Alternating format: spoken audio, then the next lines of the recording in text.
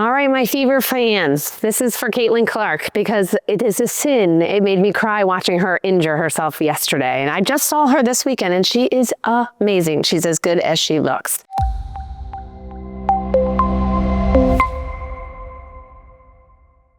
So who is Caitlin Clark? She is, I will say personally, the person who brought me back to watching basketball. For playing basketball all through college, all through high school, my whole life pretty much. She is an amazing basketball player. She is a rookie per se for the Fever, Indianapolis. She has played and made basketball back on the map. People who never watched basketball are watching basketball.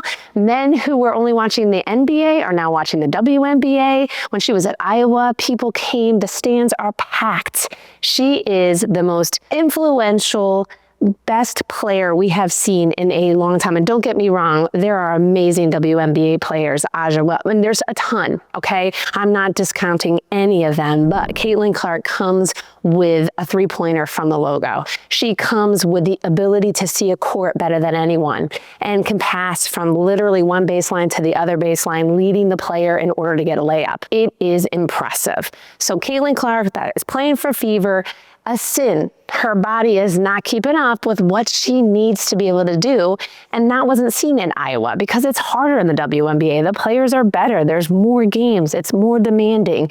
So she is unreal. She is the true GOAT for the WNBA. Now that you know who Caitlin Clark is, let's watch this.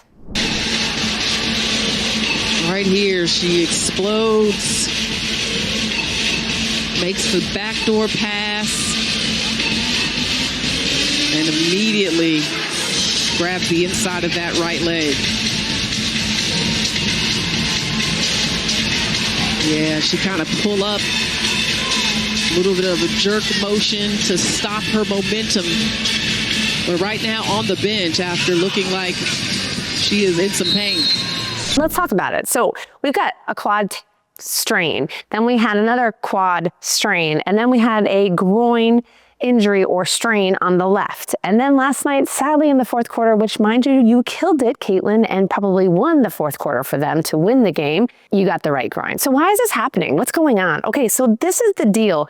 The body has to be able to move internal and external rotation. We all know that, okay? And we all have to be able to move, and you just worked out and you're definitely stronger and all those things are happening, but you obviously have some compensations that are occurring because of the strain that happened in the preseason on the left side. So when the left quad and the left groin have gotten injured, of course, we're going to compensate onto the right side. No matter how much we try to train and how much we try to rehab, the season is only so long. So I get it. You went back and you played and you came back slowly. Maybe not as slow as you could have, but regardless, you did. But we always have this weakness per se from the right into the left side after we have an injury.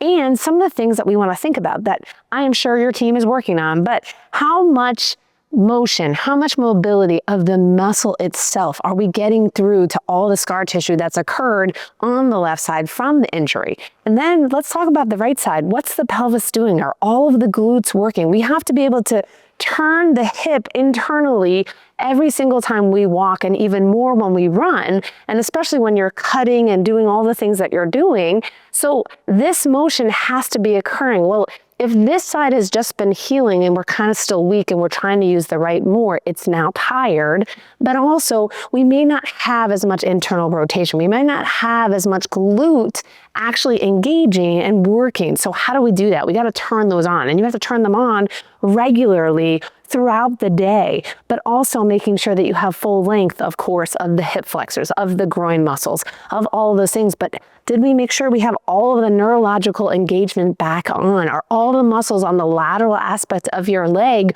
working because these have all been strained or overworked? How do we make sure that the muscles externally that protect that don't allow for that excessive internal rotation to occur to be strong? So in my opinion, I would definitely be working a ton to make sure that that pelvis is level, to make sure that internal and external rotation is is at the full range of motion that we could have, that we have the strength to hold and maintain the internal and external rotation. In your warm beam, you can see it right on the court. You're using your bands, you're doing all of your forward flexion and extension and working it, but working these in diagonal patterns because you don't go in a sagittal plane. There's nothing about your game that's just straight down the middle of the court. Everything's about an angle. So let's work on, and this is for everyone, on how do we actually work out in diagonal patterns that are more functional, specifically for a basketball player. As someone who's played, I know there's nothing this way. Everything's in an angle, and it's really important to make sure that all the muscles, okay? That's why you did all that preseason work, all that strengthening. We want to make sure that we figure out what's going on with your pelvis, why neurologically those muscles are not turning on and protecting every time you're diving in to cut or to move or to jump like you like to do, going to the left to do your shot.